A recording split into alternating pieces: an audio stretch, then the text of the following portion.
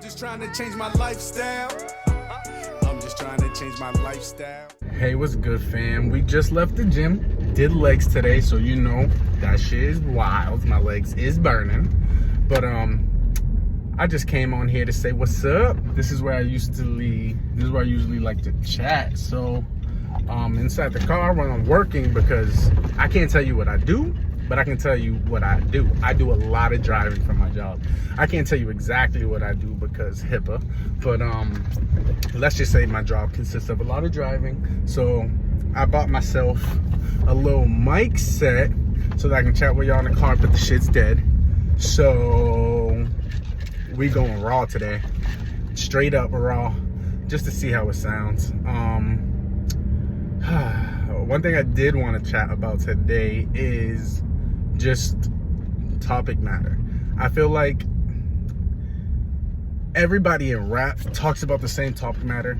They all want to be the most popular person in the room. They want to be the flashiest person in the room. They want to be the most gangster person in the room.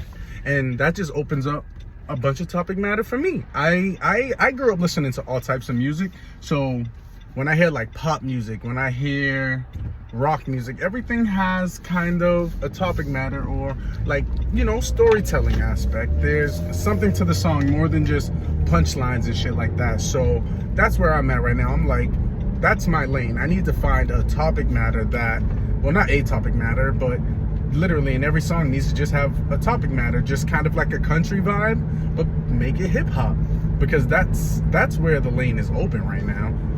They could be the flashiest person in the room, because to be quite honest, my whole life I wasn't ever really the flashiest person. Like, I came to school fresh, name brands, all that type of shit, and thanks to my mom and my stepfather, because nigga, if it was for me, I'd be in a black tee and some basketball shorts or some sweats every day. But my parents kept me swaggy, you know, my parents kept me out there. But yeah, so I was never really interested in all that. People can say they the most flashiest and they have this brand, that brand, but that doesn't really impress me. So like a lot of the songs where a lot of rappers are just kind of bragging and like, oh, I got this, I got that, it doesn't really impress me as much. That's why I like rappers like J. Cole, Eminem, Lil Wayne, because their punchlines have to do with something. Lil Wayne kind of talk, he brag about himself a lot, but they still have a lot of different topic matter that I really appreciate, and a lot of rappers don't do that. A lot of rappers are really gangster. That's one thing that Eminem said. The game is oversaturated with gangsters, so that's why a lot of the rap is the way it is. A lot of people also blame the gatekeepers. They're only putting out music like that. There's a lot of different conspiracies that's saying, oh, they really not white people, but the government helps promote that kind of music to keep that message inside the black people's minds. You gotta be gangster, you gotta be scary, you gotta be hood. So that's one thing that's kind of eye-opening to me, because it makes sense. They blast that all over the radio because that's how they want us to stay. They don't want us to, you know, start making things for ourselves and things like that. But hey, it's inevitable. It's inevitable. Black people invented almost everything useful that we use today. The telephone, you know, I'm not even gonna go into everything, but black people invented a lot of stuff while we were being suppressed. So goddamn, imagine now that we're still like, you know, we're still being put down, but imagine now when things are looking up for us. It's a wrap. Like, it's really a wrap. And I think, hey, music's one way to kind of push that momentum forward, because everybody listens to music. Every single person listens to music. And I think right now the topic matter needs to be more fun, needs to be more, well, less gangster, less flashy. And hey, take some notes from country. Like, I feel like country music does a lot of storytelling, and if black people start telling stories about what's going on in our society, whew, there's gonna be a lot of renovations, I can tell you that right now.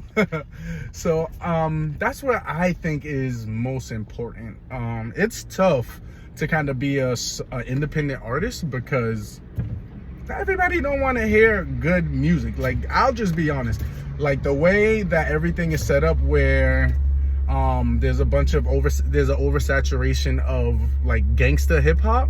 People want to hear that. People are expecting that. As soon as you start giving like some good vibes, unless you like Kanye and you bringing back the old Kanye, people don't really care about that no more. But we gotta make them care. We gotta make them care, like, because that's the only way like music will push forward. People look down on rap. Well, people around the world look down on rap because there's not really any good messages in there. And honestly, it's the consumer's fault just as much as it is the rapper's fault. I believe the consumer, which is you guys, like to hear that stuff. Y'all like to live in that fantasy type place, because a lot of these people who put out gangster music ain't even gangster. I grew up in the middle of the hood. There's a lot of gangsters out there who ain't even gangster. They just look the part, so people get nervous. So I'm like, if it's like that in my hood, it's gonna be like that all over the place. There's gonna be people who ain't really that gangster who is acting gangster in the music business. So like, what am I supposed to do in this lane? I'm gonna make music about everything else. And I feel like if you start making music on topic matter that is relatable to everybody, black, white, or whatever, it's gonna be you're gonna make mad money. You're gonna perform everywhere.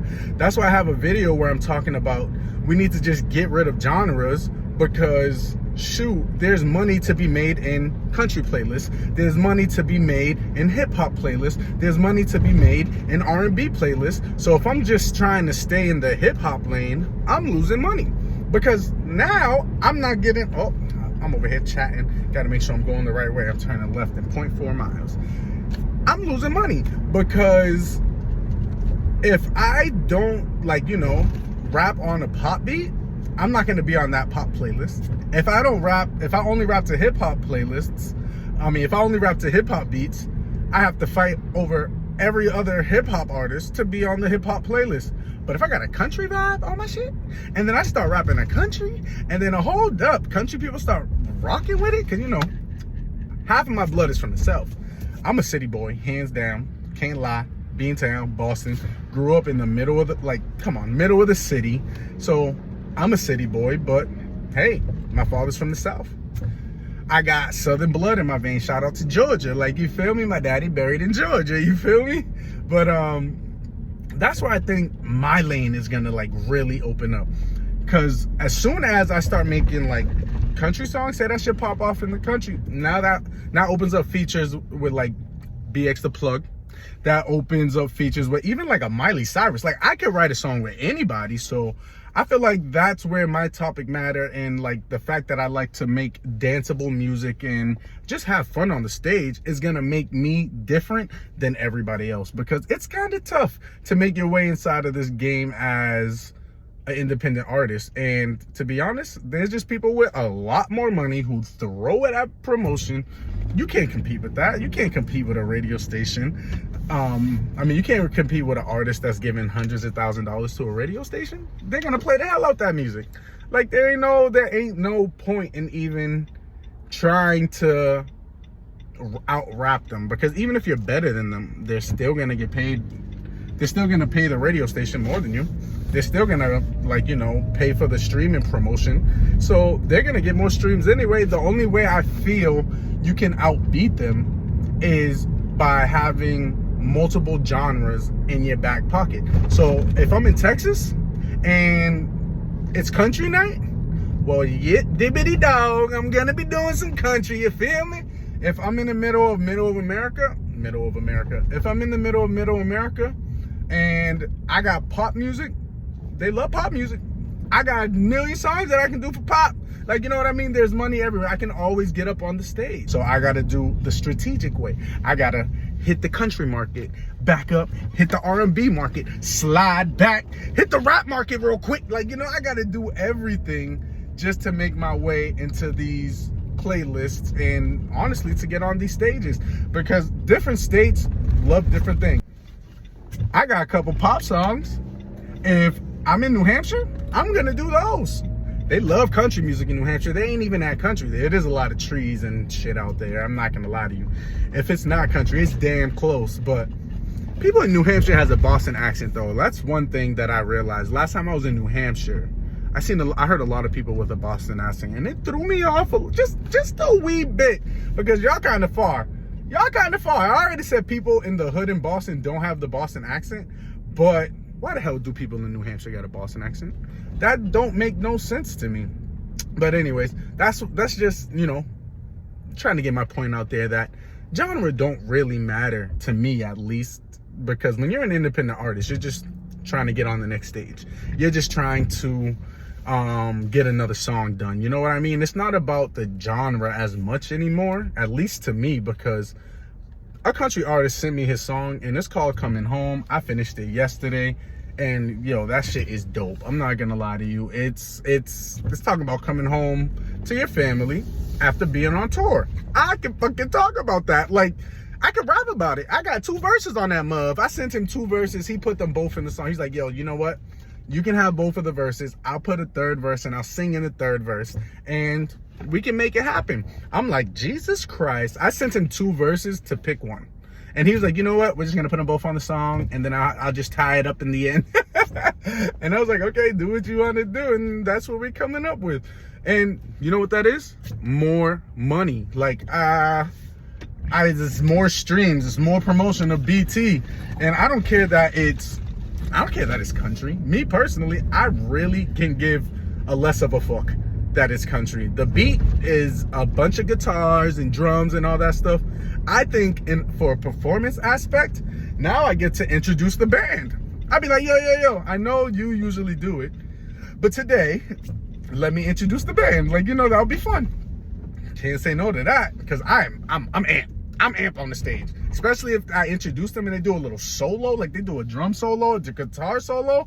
Forget about it. We're gonna have the crowd screaming. So I'm mad excited about just, you know, my lane that I'm choosing to go down, which is every lane. You feel me? As long as the topic matter's dope, send me the song.